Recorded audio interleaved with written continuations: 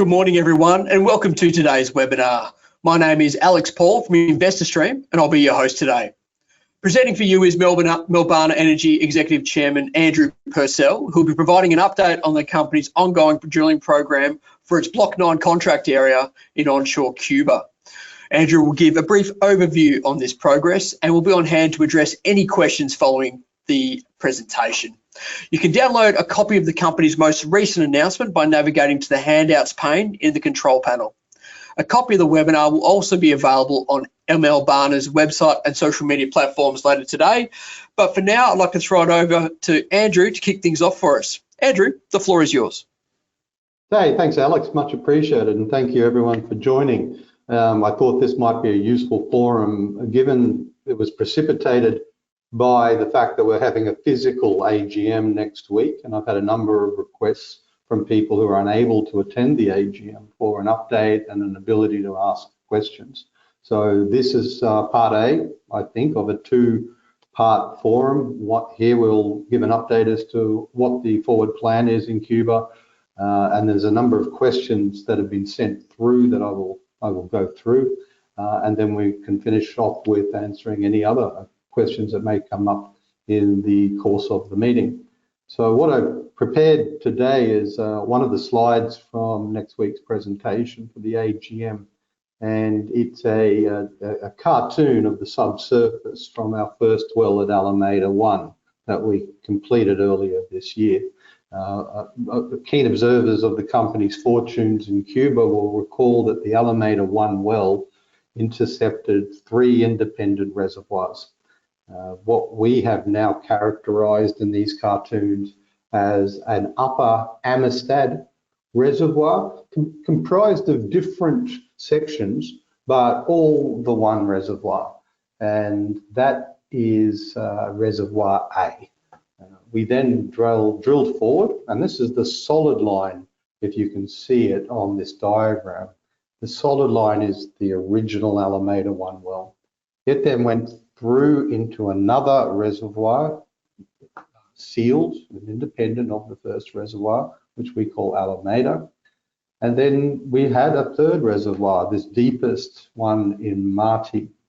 So what we've been doing whilst we have been completing the drilling of Zapato, the second well of our 2-well exploration program, is designing an appraisal program that allows us to test each of these 3 reservoirs. What happened the first time round, although we were greatly encouraged by the amount and pressure of oil that came at us in each of these reservoirs, the exploration well that we designed was unable to be repurposed to take samples unpolluted by the mud systems, and do reservoir performance testing and extended flow testings. We've taken all that information on board, and we've come up with a forward program that we think is best done in the following way. We're going to do an initial appraisal well. Both wells are going to be back off the same pad at Alameda, but our first well is going to be into that upper Amistad section only. That was some 1,800 meters, and we drilled that very quickly in the original pad. We started to encounter oil in this Amistad formation almost immediately after setting the surface casing at 455 meters, I think it was. And then we had 1,300 meters thereafter of gross interval, or with good oil flows in various sections. So we're going to get back in and punch down that upper section well, drill it very quickly, we suspect, and get some appraisal going of that well in the new year as our first appraisal well. After that, we're going to let that inform us as to how things are performing, and if that's performing encouragingly, as we hope it will, then we're set up to do extended flow testing and appraisal of these upper sections, because there is a very interesting potential for step out on these upper formations.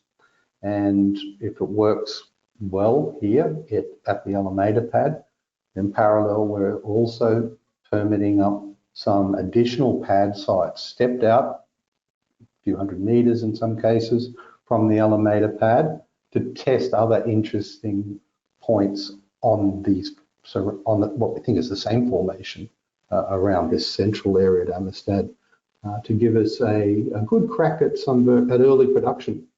And with this well alone, if it is flowing well and we'll leave it on extended flow test, then we're geared up to let it keep going and to start storing and trucking the oil to a nearby battery farm. So the transition from appraisal to production could be very quick for this well. The balancing act, however, if that's good, we let it go. But then we have a second well that we've designed to go back and test the two deeper sections. Now, Alameda and Marty, all three of these reservoirs exhibited high pressure in places and strong flows of movable hydrocarbons. Alameda and Marty in particular, were very high in pressures. And so having the two wells means we could design them differently. And the second well, its design is to go back down into those deeper, higher pressure sections. And armed now with what we know, we're very confident we can manage all of this. The wells have been redesigned accordingly, the rigs are being adapted accordingly, and we know where to stop. Equally importantly, especially in that Marty well, where we're very excited by the strength of flow down there, but we got close to a faulted zone probably that made it very difficult to do anything else other than control the well. So these two wells together are our immediate forward appraisal program for Cuba. We've just released the rig a week or so ago from the Zapata well site. We are doing some much needed maintenance on it. Well, our contractors are doing much needed maintenance on it. I mean, that rig had been drilling almost continuously since September of last year. And it's good enough, easily good enough to drill this section again. It did it once before. It just showed what it's capable of doing in the very hard drilling we encountered at Zapata. And for all the issues that occurred in Alameda and in Zapata, the capacity of the rig was not the driving factor for the issues that we faced. It was to do with rheologies and chemistries of fluids and inventory not performing correctly downhole. The actual top drive, the rig and its capabilities are perfectly adequate for what we want to do, and we've blooded each other, and we have a good working relationship now with our contractors after having been in Cuba for over a year together drilling these two wells. So I'm very excited and very confident about this appraisal program coming up, as are our partners, Sonangol and the Cuban regulators. And the sooner we can get into it, the better. But having just released the rig and with the maintenance to do, it's going to be in the new year before we start. And how far into the new year just depends on this maintenance program. But we're gearing up to get going in January. I think maybe it's going to be optimistic to think we could start operating that quickly. It's probably going to be towards the end of February.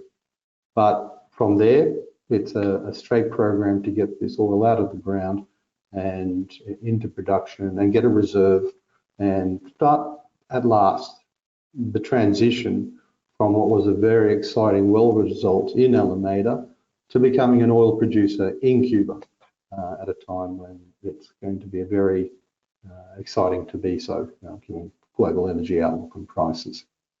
So I think that's a very brief introduction as to where we've been and what we're about to do.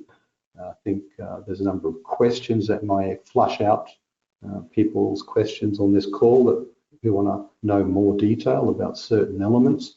I might hand it back to you, Alex, at the moment to go through those questions and see if that takes us in a direction that people want to hear. Absolutely, Andrew. Thanks very much for that. So the first question, you referenced the forward program just before. Can you just expand on what the prescribed work program for Block 9 is? Is Melbana ahead or behind? And has Melbana's work program for 2023 been approved? We're well ahead of our work program in Block 9. We have completed everything we had to do for Block 9 until it's this time next year. November 23 is when the next period of the exploration sub-period commences. So what we're doing now for next year, in addition to what we have to do, but appraisal is the point of being here, and the final sub-period, which starts in November of next year, the well commitments in that 2-year period, which are the drilling of 2 wells, if we elect to go into that final sub-period. But the wells we're planning to drill here will satisfy that commitment in that final period anyway. So we're well ahead of things. The approvals for the 2023 appraisal program, which was the second limb of your question, have been agreed between the partners, Sonangol and ourselves. We have, I'm on a plane to Cuba Tuesday of next week, and we are going to have our end of year technical and financial and operational meetings for the 2023 year with the regulators. But we've been discussing with this all along. Their approval is required. I expect it to be a formality, and they're just as keen as we are to see these appraisals and to get some well flowing out of these holes. So is there a schedule that can be shared indicating the activities and milestones before Alameda is in production? And when will we start to see the appraisal wells at Alameda? And, when will we start the appraisal wells at Alameda, and how long do you anticipate that will take? Well, I think we've probably got that answered already. We're looking to start it as soon as possible in the new year, the appraisal program. What happens thereafter depends on what we encounter. We are geared up for a 2-well appraisal program. We've got 3 reservoirs. There's 6 billion barrels of oil in place, according to our independent reserve certifier and resources certifier. So how much of that 6 billion can we recover? Over what time frame? That's the point of the appraisal. So the better the results in the very first section, the longer we're going to stay there and get to know that and to produce oil from it, so we can define step out production wells. And then we get the competing challenge of wanting to get to that deeper 2 reservoirs as soon as possible too, to test them. We want to know it all as fast as possible. And the challenge was, well, we got a pad ready, the pad that we used for these first discoveries that we made. We want to go back to that pad because then it saved us time, not having to build a new pad. On that pad, we can put 1 rig at once in one place, and we couldn't get 2 rigs at once doing these things at the same time. So it's a trade-off, and this is the fastest way for us to get to the point of what everybody wants to see, is what is the performance of these 3 reservoirs like. Can you just clarify something for me, Andrew? I understand work on Block 9 does not commence in November 2023, but it's more likely to be January or February for the first appraisal well. Can you just confirm that for me? Yes, no, work has commenced now. I mean, we're already doing work, civil works, preparatory works, etc. But the actual spinning of the drill bit into this appraisal well is going to not occur until late February. Next year is my best guess at the moment. So does Melbana expect to remain the operator of the forward drilling program on Block 9? Yes. And so what input does Sonangol have into the design and drilling of each well or the work program in general? Oh, a lot. We're the operator. We put up the plans and then they review them with us. We had a delegation from Sonangol in Melbourne in August, I think it was, for a week, going through the budgets, the technical plans, the lessons learned from the last well, the well designs for the upcoming appraisal program. They're a great help in studying what we propose, critiquing it, challenging it, and optimizing it as a result of that process. So how far along is the planning for a new pipeline to transport oil to the receiving facility? Oh, we've not done much work in that yet. That's going to, we get oil flowing. We're prepared and have planned for moving oil by truck to the nearest oil battery, which is about 50 kilometres away. That's typically how it's done where around us and the other producing fields. Once we've got a sense of flow and reservoir performance, and probably all of this, but maybe even a couple of the offset wells that we want to drill after we know the results of these wells, that's then going to tell us what is likely under our feet, what rate is it coming at us, how quickly we want to produce it, before then thinking about pipelines, because you need all that data first before you can start to scope it, scale the diameter of the pipeline. Where you're going to run it, we have two options. We can run it north to the oil terminal and battery. We can run it south to the refinery at Cienfuegos, depending on its quality. So we need more information, but trucking is the first option, and that gets us going straight away. Okay, so how will it be funded then? Well, trucking is just an OPEX. It's just an operational cost of the production. And so where we typically in Cuba see cost of production, it's Gulf of Mexico, typically $10 a barrel. And that's been the experience of Sherritt, who have been producing here for decades. And it's consistent with, as I said, other Gulf of Mexico producers in Venezuela. So it's just another element of that cost of production. If the question is, what about a pipeline? How would that be funded? Well, we've had many, excuse me, I've had lots of experience building infrastructure like this for gas and oil fields. And look, there's many ways to skin that cat. And if it's big enough, then often the state is encouraged to build the infrastructure because they're the ones that benefit greatly from that increased and reliable flow to market or for their own use. But there's other ways to do it too. You can obviously, once you've got production and once you've got that in place, you can get debt. People who want to buy the offtake will prepay for it, the right to take it, and that can be used to part fund the infrastructure. There's many ways to do it without tapping Melbana shareholders for it. So moving on to drilling, the drilling operations at Alameda and Zapata were both characterised by very low rates of penetration, many trips and sidetracks, and an inability to get to TD in Alameda. Will a rig of adequate power be brought into Cuba for the appraisal drilling at Alameda? So there's a couple of bits of those questions that I'd have to clarify. I mean, we got to TD in both wells. In Zapata, the TD we always said would be 3150. We got to 3152. Probably what the person writing the question is asking is it took a long time. And in Zapata, it certainly did take a long time. And that very thick and hard ophiolite volcanics that we were drilling through, we always knew that was going to be hard. It was much thicker than our analysis suggested it would be. We didn't at TD get through those volcanics to the carbonates that lie underneath that could be oil bearing.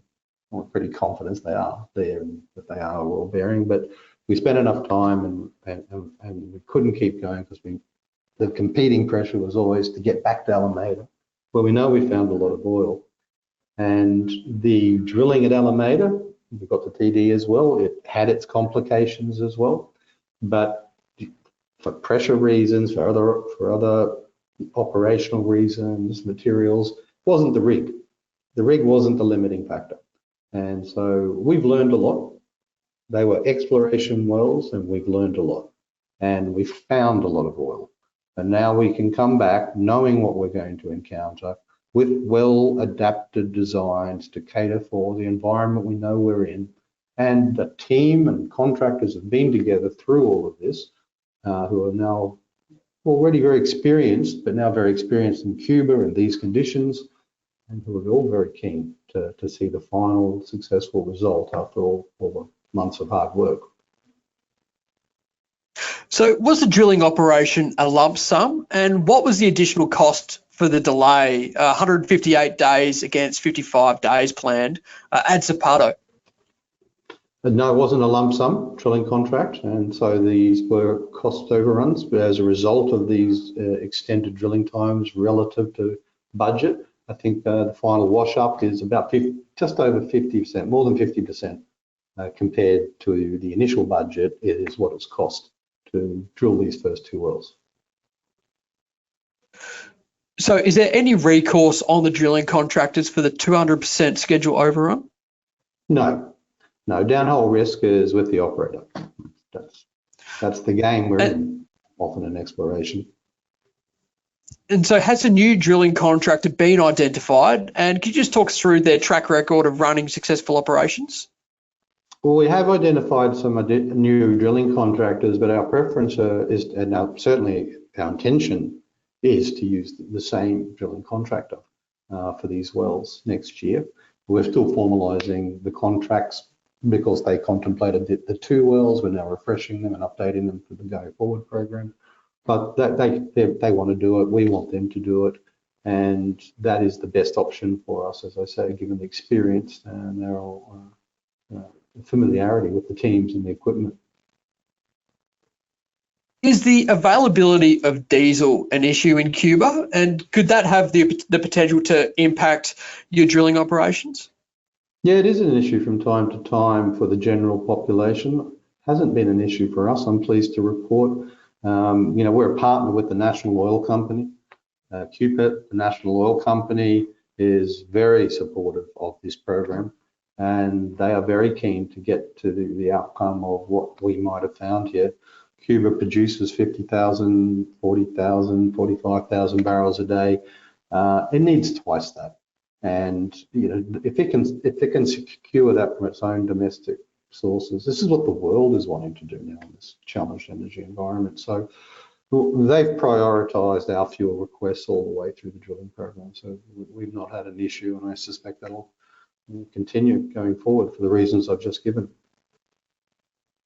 So just going back to field development for a second, Andrew, can you just discuss the timeframes for converting a drilling or appraisal program on Block 9 to production if the latter is economically viable? Well, a good appraisal equals production if you're putting it on extended flow test, but particularly. And so we have planned for this, and we have got infrastructure ready in terms of tanks on site, logistics solutions with tanker trucks, battery farm allocation for the oil up the road. So we're thinking ahead that this is going to be production, and if it is, then it continues directly from appraisal. There's no pause at all. Oil starts going into tanks. And so can you just talk us through the decision process in calling total depth at Zapata? Was any flow observed, or is this a dry hole? It's neither. The answer is no and neither, I guess. It's we got to total depth, it was in the volcanics, we didn't get through the volcanics. The oil-bearing formations were below the volcanics, and we suspended it. We haven't walked away. It's not a dry hole in that we haven't got to the target formation yet, so we haven't definitively figured out what's going on there. We've left ourselves the option to go after more study and after thinking about what we encountered, after we're generating oil from Alameda, and we've got other options and other rigs and maybe some seismic, new seismic in the years ahead. We'll keep it in the back pocket. And so onto Alameda, have long lead items such as casing, tubing, wellheads, etc., been procured for Alameda? So the 2 wells, the 2 appraisal wells we're calling Alameda 2 for the shallow one and Alameda 3 for the 2 deep ones. For Alameda 2, we have almost everything we need for those wells in country in our inventory. But 1 or 2 things still to come, but no, nothing there that particularly difficult. Alameda 3, that's, we've got more stuff to bring in for that, but we've got more time to do so as well. So we're going through that whole planning and ordering and costing process at the moment, or recosting process. So how confident are you that you've got the right technical people on board to be successful at Alameda? There's no better combination of contractors and operating team in the world for this lithology in this jurisdiction. This is the best possible combination of experience and skills we could have on the ground that we have in Cuba. And so is the plan to re-enter Alameda 1? No, we don't want to do that. We're going to have 2 new wells. And so has a solution been engineered to allow further work and flow testing of the Alameda or Marty sections? And if so, when? I think I've answered that. Second well, appraisal well, Alameda 3 will do the Alameda and Marty reservoirs immediately after we do the first appraisal well in the shallower Amistad reservoirs. So have discussions commenced with QPET and others on offtakes of oil from Alameda to their refineries? We've had to do all the planning, as I've said, to have the ability to store and transport the oil to their oil batteries from this appraisal program. In principle, conversations about it's stored and gets used or it gets refined, they're details at this stage until we know the quality of the oil and what its value is. They're with us every step of the way in terms of waiting for the results like us, and let's just get the oil into tanks and then we'll start thinking about all those next order considerations. So have you made any contact with the Cuban hydrocarbon regulator or on either pipeline export or trucking the oil to local refineries? Yes, the latter, the trucking as we've discussed. On the pipeline, there's more information still required before we can determine the engineering requirements of that. Just back on Alameda 1, Alameda, are you able to give us a bit more detail on the testing plans at Alameda 3? Not yet. I mean, testing plans are not any different for us than they are for any appraisal. Well, you want to know the quality of the oil. You want to understand its flow rates. You want to see how the reservoir performs over time as you flow it and then shut it in again and let the pressure rebuild and flow it again, and what do those production curves look like, and they allow you to infer something about the volume based on the of oil based on the structure size, and that's an appraisal process that's common to all discoveries of conventional reservoirs. So what are the key issues to determining if the 6.5 billion barrels of OIP in discrete reservoirs will be suitable for economic production? And could you just talk us through what the appraisal processes are involving? I'll answer that question again, only because it's probably important to people. To determine the appraisal characteristics as to whether it can be commercial, with reference to the 6.5 billion barrels oil in place question, 6.5 billion barrels in place has been estimated by our independent resources certifier to be about a bit under 380 million barrels of prospective resource. So the way they've gone from 6.5 billion to 388 million barrels is they said, okay, we think you're going to recover 5% of the oil that's there. Now, that 5% number is what is typical in Cuba because they produce from shallower depths. Those shallower depths have a heavier oil. That's been typical for Cuba, a heavy oil. And although it's free flowing, that heavier oil in Cuba, typically you get 5% of it out of the ground of what's there. What we're hoping is because we're deeper, we have a lighter crude. The deeper it is, the hotter it is, and the bugs that eat the light end of the hydrocarbons chains can't survive there, and you typically get a lighter crude. And been one of our theories as to why we've done what we've done in Alameda. And we had tantalising glimpses of that in the oil over the shakers while we were drilling it at Alameda, but couldn't get a sample because it was mixed with the muds. But if it's lighter, then it's likely recovery rates will be greater than 5%. So tick one, better than 388 million barrels of prospective resource. And then the second thing is the pressure of the reservoirs.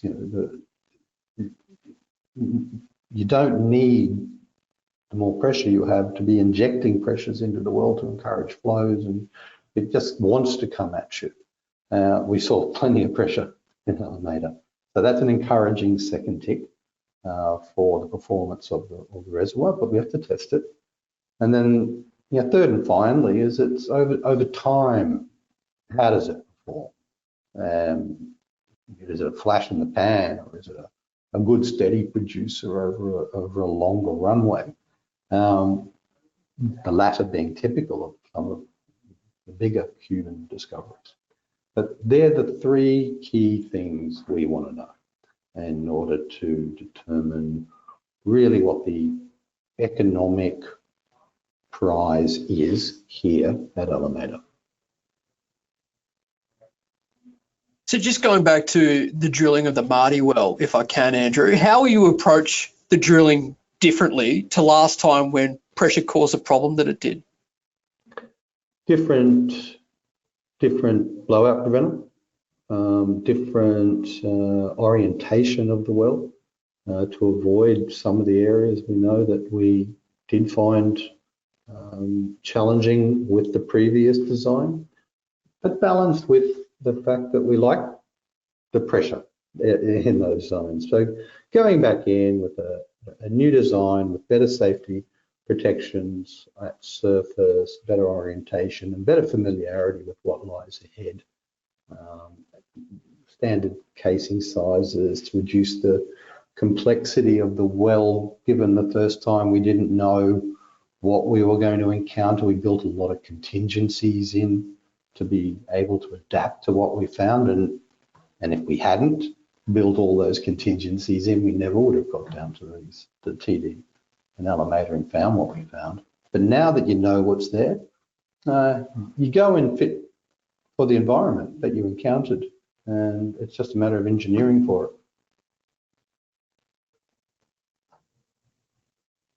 Just on the, I guess, can you just talk us through the relationship that Melbana have with the Cuban government?